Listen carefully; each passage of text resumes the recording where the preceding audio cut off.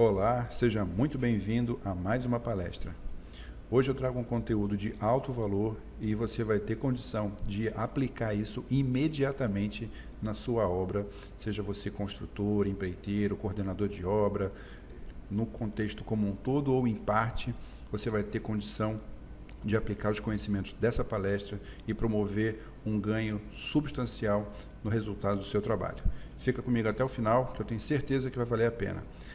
A palestra é sobre gestão de custos na construção civil.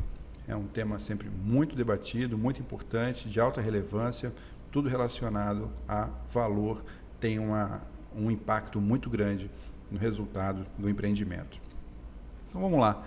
Primeiro, o que sempre acontece quando se pensa, se fala em custo de obra? E esse sempre está entre aspas, porque não é sempre uma regra, mas acaba sendo um senso meio comum em relação a esse assunto. O que sempre acontece? Primeiro, uma incerteza quanto ao custo total. Quando se inicia a orçamentação, as estimativas de custo, as análises de viabilidade, chega-se a um valor, mas aquele valor costuma ter uma margem de incerteza, uma insegurança muito grande se ele realmente pode ser utilizado como uma referência do valor final. Outra coisa muito importante, que também costuma dar muito problema, gerar muitas dúvidas, em relação às falhas nas previsões dos gastos mensais. Tão importante quanto qual vai ser o valor total da obra, é como esse desembolso acontece ao longo do tempo da obra. Porque o fluxo é tão, às vezes, ou mais importante do que o valor total.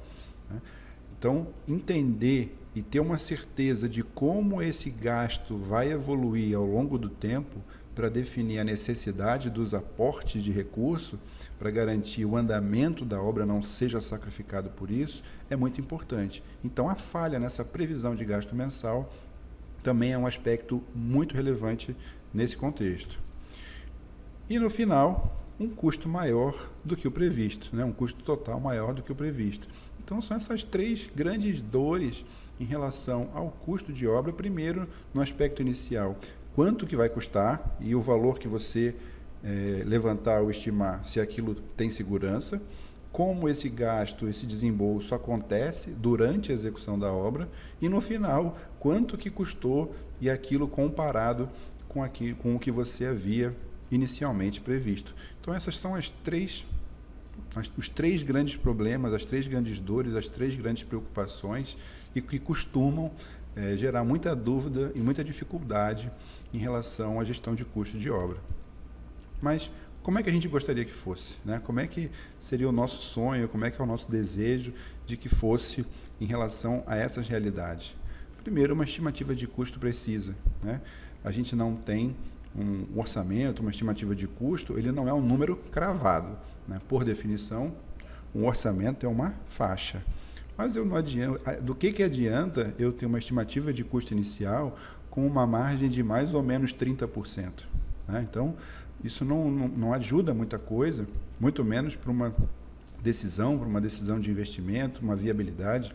Então, eu preciso sim ter uma estimativa, mas com um nível de precisão adequado àquela tomada de decisão ao andamento da obra. Então, ela precisa ter uma margem de precisão adequada. Segundo, a previsão do gasto mensal ser assertiva, também com uma margem proporcional ao valor periódico, mas que eu consiga fazer um planejamento de aporte de recurso ou de captação de recursos sem a necessidade de queimar estoque ou pedir um acréscimo de previsão financeira, seja de empréstimo ou de resgate de recursos que estejam aplicados, que tudo isso tem um custo muito grande. E, ao final, eu consiga ter um custo total que seja compatível com aquela minha estimativa inicial. Ou seja, inicialmente eu tenha um custo com uma precisão que eu tenho uma segurança que vai estar naquela margem, naquele valor que foi previsto.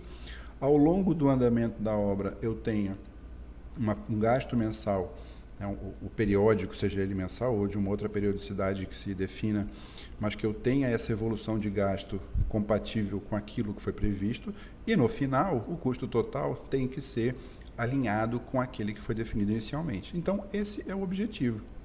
Isso é que é o trabalho, esse é o trabalho que tem que ser feito e que a ferramenta de gestão de custo entra para resolver. Mas o que é a gestão? Antes de falar em gestão de custo, temos a gestão. Então, o que é a gestão? O que a gente entende por gestão? Como que isso funciona? Ela pode ser entendida basicamente como 3 etapas. Numa primeira etapa de monitoramento, onde a tua responsabilidade, a tua função é monitorar. O que é monitorar? É criar o hábito de olhar, definir uma rotina, como que vai ser feito, qual a periodicidade que aquele monitoramento vai ser feito e, muito importante, quem é o responsável para fazer isso. Ou seja, levantar os dados, levantar as informações, acompanhar o que está acontecendo e buscar as informações para andamento nos processos de gestão. Então, como que vai ser feito esse levantamento, em que periodicidade, diário, semanal, quinzenal, mensal ou alguma outra, de acordo com a característica do seu projeto, e quem é o responsável. E atenção, o responsável é um só, é uma pessoa só, não é um departamento, não é um grupo, não é a definir. Responsável é uma pessoa. Então, o primeiro passo é o monitoramento, monitorar. O segundo é controlar. Eu já tenho os dados levantados no monitoramento e com esse controle eu faço o enquadramento desses dados através de um procedimento. Como que eu tabulo, como que eu refino, como que eu seleciono esses dados, como que eu estabeleço quais são os indicadores para avaliar esses resultados e qual é o meu referencial, com o que eu comparo, com o planejado, com o orçado, com o contratado, com outra obra executada.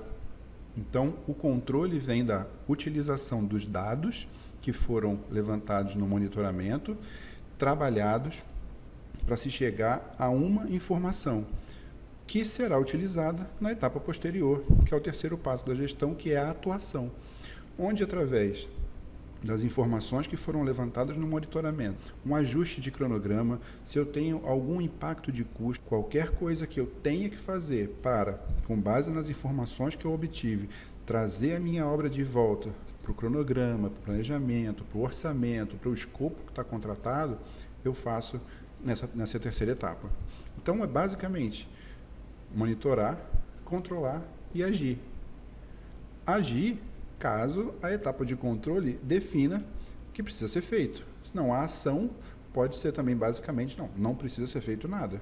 Eu estou com todos os meus indicadores dentro dos parâmetros, eu estou com todas as informações dentro do previsto, não tenho desvio de escopo, nem acréscimo, nem redução, eu estou dentro do meu prazo, eu estou dentro do meu custo, meu acompanhamento do risco está acontecendo, aquilo que foi levantado na etapa de gerenciamento de risco como potenciais para serem monitorados está acontecendo, a minha atuação, o que é? Continua rodando. Então, volto no próximo período, começa de novo a parte de monitoramento. Então, a gestão é basicamente essas 3 etapas. E quais são as atribuições do profissional? Qual é a tua responsabilidade quanto profissional envolvido num projeto, envolvido numa construção, frente à parte de gestão? São 4 atribuições principais. Primeiro, controle de custo, né? Porque um empreendimento, uma obra, um projeto só começa porque lá no início ele teve a sua viabilidade aprovada, ele se mostrou viável. Então, se não tiver o interesse financeiro, não tem porquê do desenvolvimento do empreendimento. Estamos falando aqui de iniciativa privada, né? Lógico que da parte pública tem o interesse do bem comum, né? Tem outras questões que estão envolvidas, que às vezes o custo fica num aspecto um pouco mais relevante. Mas, dentro da iniciativa privada, na realidade da grande maioria, o custo é um fator predominante. Que a informação de custo, sem um prazo associado, não tem muita validade, né? A mensuração relacionada a valores, ela só tem sentido quando acompanhada de uma informação de prazo. Um investimento que você bota R$100 e ele te dá R$110, Se esses R$ 10 a mais for no dia seguinte, é uma análise. Se for 5 anos depois, é outra análise. Então, aqui, o prazo também é importante, além das obrigações de entregas, né, obrigações contratuais e outros tipos de obrigações em relação a prazo, que não só associado ao custo, mas elas estão intimamente ligadas. Agora, nenhuma dessas duas pode ser sacrificada em detrimento da qualidade, ou seja, eu não posso, para atender custo e prazo, fazer qualquer coisa que sacrifique a qualidade e principalmente a questão ética. Ou seja, meu custo está estourando, boto material de segunda linha, contrato sem nota, sem treinamento, transfiro o problema com um jogo de contrato e coloco o prejuízo em cima de um fornecedor ou de um prestador de serviço. Então, esse tipo de manobra não vale, né? Não está nesse jogo. Isso o contexto aqui é o atendimento a custo e prazo, atendendo os requisitos de qualidade, sejam eles técnicos ou da boa técnica, e a ética, tá? A questão da honestidade, da conduta correta e ao código de ética da profissão. Os principais objetivos da gestão, de uma maneira geral, quais são? Fornecer informações sobre o rendimento e o desempenho das diversas atividades da empresa. Uma empresa precisa saber, conhecer a performance e o andamento de todas as suas atividades para poder avaliar, planejar, né, decidir sobre continuidades, investimentos, novos negócios e por aí vai. Então, auxiliar o controle, o planejamento e o desenvolvimento das operações é mais um objetivo da gestão. E fornecer as informações que possam subsidiar a tomada de decisões. Então, eu só consigo decidir alguma coisa se eu tenho dados para comparar e aí sim usar de informação para tomar uma decisão. Definir por um planejamento, um investimento, uma entrada numa nova obra, uma compra de um equipamento, uma compra de um software ou de um sistema que vai me promover um ganho de produtividade. Então, essas análises só são possíveis se eu tiver um dado levantado em campo, levantado na prática, um indicador que compare esse dado com o que eu preciso ou com o que eu almejo, né, e uma informação de valores e de prazo para que eu consiga fazer esse estudo, consiga fazer essa comparação e aí sim tomar a decisão. Sem os dados, sem as informações, sem as métricas, vira tudo palpite, vira tudo chute, né? Então é difícil depois você avaliar o que deu certo, o que deu errado, fica muito a sentimento e você não consegue pegar o que funcionou e melhorar e pegar de repente o que não funcionou e consertar para ter uma melhoria do processo como um todo. Essas informações se perdem. Muito importante entender, basicamente, 2 tipos de gastos, para você classificar eles de uma maneira correta na sua gestão de custo e cuidar com a proporção entre eles, que é o custo e a despesa. O custo é todo o gasto envolvido na produção, ou seja, tudo que precisou ser gasto, comprado, adquirido, contratado, alugado, seja como for, para se produzir o produto ou serviço. Equipamento, mão de obra, licenças de software, consumos, tudo que tem relação direta com o que está sendo produzido ou o serviço que está sendo prestado é definido como custo. Já a despesa são os gastos com bens ou serviços relativos à manutenção da atividade da empresa. É o escritório central, é a luz do escritório central, é o salário do diretor, é o departamento de marketing, comercial, publicidade, atendimento a cliente. Tudo isso é importante e precisa ter para a empresa funcionar, mas não tem relação direta com o que está sendo produzido. Você não consegue fazer essa aferição do quanto de um valor que está se tendo de gasto no escritório, por exemplo, está relacionado com uma unidade do que está sendo produzido de uma forma direta. Então, só existe a despesa porque do outro lado tem o custo. O custo é que vai produzir alguma coisa que vai ser comercializada e ele é que vai trazer a receita. Então, é importante manter esse equilíbrio entre custo e despesa para que você não tenha uma despesa muito superior né, ou muito elevada em relação ao teu custo de produção. Então, sempre estar com esses dois parâmetros controlados, identificar a tua média de mercado, qual costuma ser a incidência da despesa em relação ao custo, e ir trabalhando de uma maneira enxuta para que você tenha, sim, uma estrutura de empresa que dê condição de você trabalhar de uma forma profissional e adequada, mas que esse valor não se exagere demais ao ponto de sacrificar o teu produto final, o teu preço final. Antes de tudo, o que é importante? Definir o escopo do projeto, ou do contrato, ou da obra, o que vai ser feito, o que tem que ser feito. Não tem sentido eu pensar em planejar e orçar se eu não sei nem o que. Então, a primeira coisa é definir o que. E o que é a definição do escopo do projeto. E aí eu tenho um desafio para te fazer. É uma brincadeira, mas ela é extremamente importante. E você vai perceber a importância da definição clara e precisa do escopo do projeto. Vamos lá? Então, é uma brincadeira de adivinhação. Você vai adivinhar o que é. Eu vou dar algumas pistas e você vai mentalmente construir a imagem de alguma coisa que atenda essas pistas que eu vou fornecer. Tem que atender a todas elas. É importante, não pula não, acompanha junto que você vai entender a importância disso, hein? Primeira dica, primeira pista tem duas orelhas. Então, monta na sua mente a imagem de alguma coisa que tenha duas orelhas. Segunda pista, tem dois olhos. Então, você já tem dois requisitos. Essa coisa que você está pensando tem que ter duas orelhas e dois olhos. Terceira pista, tem uma língua. Então, eu preciso atender esses três requisitos. Duas orelhas, dois olhos e uma língua. Tem um focinho. Então, mais uma pista. 4 informações que têm que ser atendidas às 4. Quinta dica é um mamífero.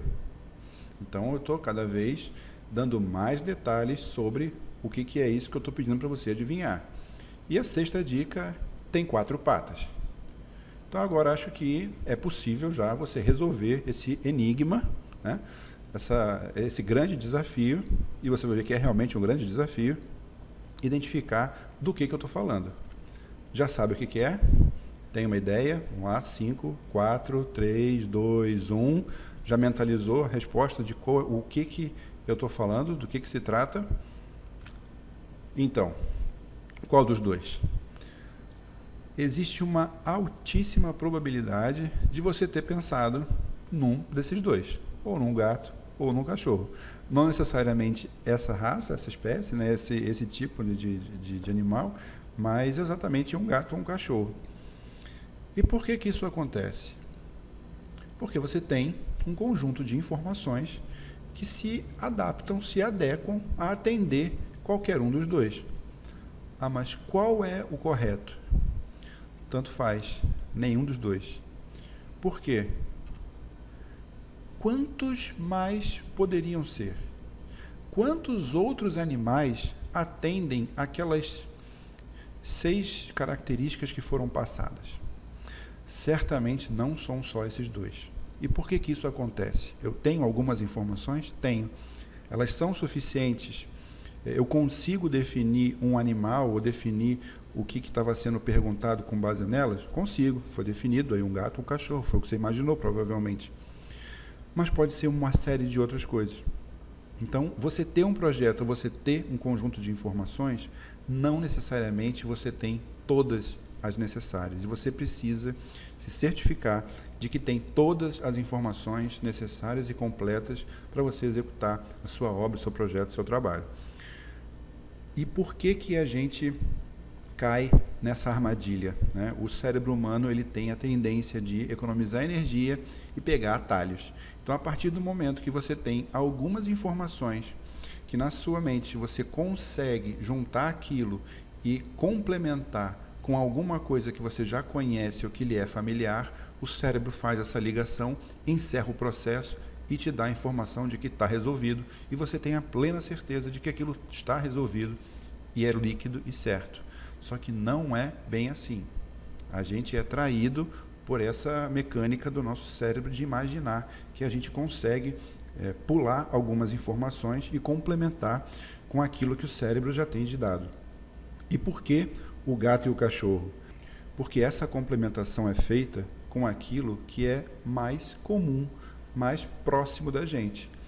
E a tendência é que o gato e o cachorro são os animais de estimação mais próximos, né? Dificilmente você vai pensar num leão, né? Num lobo do mato, uma coisa desse tipo, que não é o animal que a gente tem tão próximo, mas que de repente também atenderiam aquelas instruções que foram dadas. Então, se certificar plenamente de que todas as informações que você tem são suficientes, que você tem todos os dados necessários e não complemente você esses dados. Busque na fonte, porque quem produziu aquelas informações, vamos dizer que seja um caçador, um cara da floresta, e ele imaginou um leão, está certo disso, para ele aquilo é suficiente de informação, porque o horizonte dele, a realidade dele é aquela. E você que pegou aquelas informações, tem outra realidade, tem outro contexto, vai complementar de outra forma. Então, muito cuidado para não ter esse tipo de pegadinha, de ter esse tipo de contratempo por uma falha, uma deficiência de comunicação, de especificação, de detalhamento e basicamente definição de escopo. E agora vamos lá, vamos ver como a gente faz para dominar realmente a gestão de custo em 5 passos extremamente simples, mas muito poderosos. O primeiro passo é o que e como. Eu preciso resolver esses dois aspectos, o que vai ser feito e como vai ser feito. E essa informação eu consigo no projeto. E aí projeto é todo o conjunto de informações necessárias para desenvolvimento da obra, para execução da obra. Um programa de necessidades, diretrizes técnicas, pranchas, né, os projetos propriamente dito, memoriais descritivos, todas as informações necessárias ao desenvolvimento do projeto, onde vai dizer o que vai ser feito e como aquilo vai ser feito. Então esse é o primeiro passo. O segundo, definição do quanto e quando, que é basicamente a etapa de planejamento, onde eu vou construir junto orçamento e planejamento.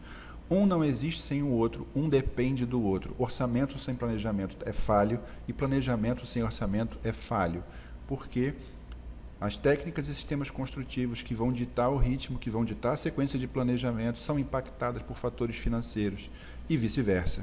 Então, uma série de restrições de logística de planejamento, de datas, impactam no orçamento, impactam no planejamento, e depois as informações para você ter uma análise correta do teu andamento da obra, você precisa que o planejamento e o orçamento se falem, que eles estejam sobre a mesma estrutura. Senão você fica com dois conjuntos de informações perdidas e não consegue tirar uma métrica, tirar um indicador para acompanhamento do teu trabalho.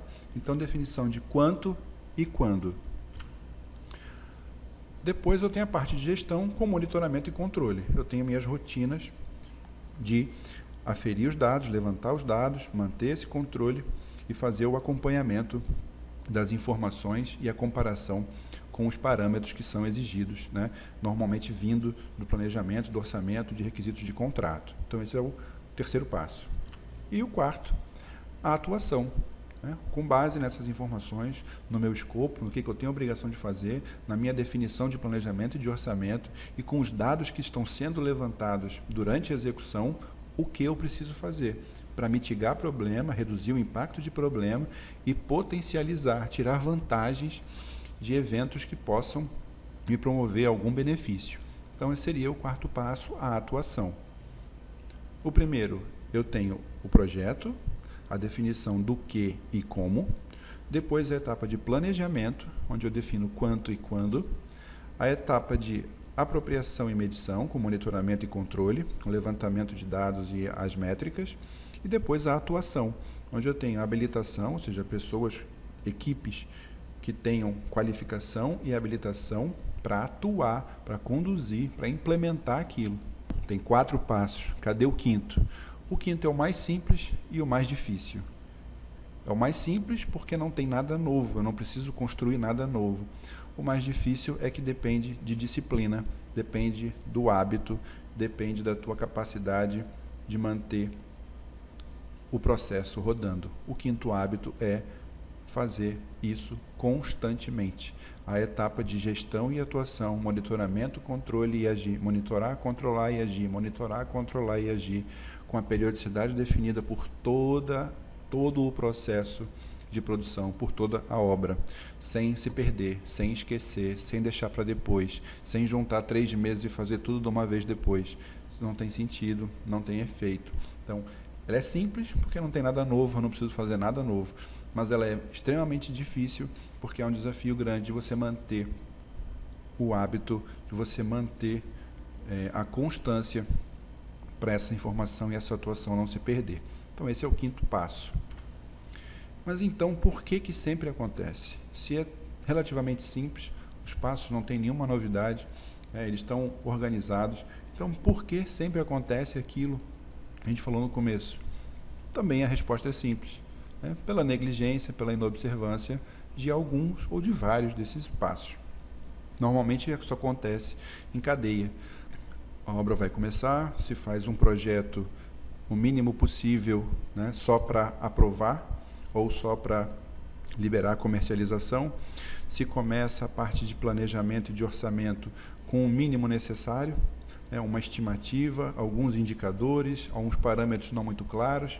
Se inicia a execução, não se tem uma rotina clara, atribuições de responsabilidades, métricas, indicadores, não sabe quais são os parâmetros, quais são as referências, e aí você tem todo um trabalho que vira uma luta diária de tentar identificar o que tem que ser feito, o que era para ser feito, o que eu estou entregando, se está atendendo, se não está atendendo, aonde está a informação.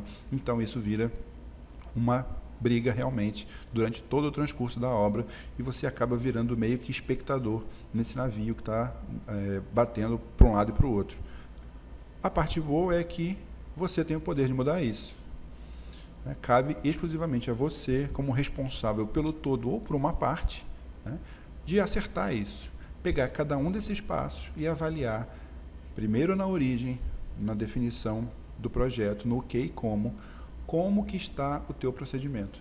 Como que você define escopo do projeto, como que você define escopo de contratação, como você recebe aquilo, como você formaliza aquilo, como essa informação passa para a etapa seguinte de planejamento e orçamento, como que eles desenvolvem os trabalhos, o que é esperado de cada um deles, como que o produto que eles geram é passado para a execução, quais são as rotinas de monitoramento e controle, quais são as métricas que devem ser utilizadas, quais são os parâmetros que devem ser utilizados de referencial para se definir que tipo de atuação fazer e manter isso rodando. Então, cabe a você fazer isso, não tem nenhum software mágico, não tem nenhuma ferramenta mágica, não tem absolutamente nada de excepcional a não ser organizar, primeiro fazer uma varredura no teu processo atual, identificar para cada uma dessas etapas como está o seu processo hoje e como você precisa fazer, o que você precisa fazer para transformar ele nessas etapas bem definidas e manter o processo girando. Então você tem o poder de fazer isso, de levar essa implementação, mesmo que a tua faixa de atuação não seja o projeto como um todo, mas faz isso dentro do teu escopo, faz isso dentro da tua área. Por exemplo, eu sou responsável apenas pela parte de planejamento. Então, dentro da tua área, busca resolver isso, busca organizar isso e leva essa informação, chama para assistir essa palestra, leva essa informação para as áreas que se relacionam contigo, ou seja, para quem te fornece informação e para quem você fornece a informação, para que vocês comecem a ter o pensamento alinhado e cada um entenda a importância do trabalho do outro, de você como responsável da área de planejamento e orçamento, como é importante receber a parte de projeto, de escopo bem definido, de memoriais, de definições, de editar de licitação, tudo bem organizado para você gerar um trabalho de qualidade e que posteriormente a você a parte de produção vai ser beneficiada porque vai ter uma informação muito mais detalhada. Então, mesmo que você não tenha atribuição do atendimento a todas as etapas, seja só uma delas, começa por ela e leva essa informação para os demais. E você vai ver que o resultado disso é praticamente imediato. Você vai ter um alto ganho na performance do teu trabalho, no resultado financeiro ao final, na redução do índice de retrabalho, de falhas de comunicação, dificuldade de entendimento, de obrigação do que tem que ser feito e uma condução muito mais tranquila na execução da sua obra. Então, esse é o conteúdo que eu gostaria de passar para você. Eu tenho certeza que ele tem um poder enorme de provocar uma mudança significativa nos resultados das tuas obras, dos teus negócios, e esse é o nosso objetivo, promover cada vez mais uma atuação profissional, organizada, de forma que você tenha um trabalho cada vez mais assertivo, de resultados mais eficientes e que possa promover, assim, maior desenvolvimento, novos trabalhos, novas contratações e dar continuidade na atuação profissional de uma maneira cada vez mais excelente. Então, mais uma vez, muito obrigado.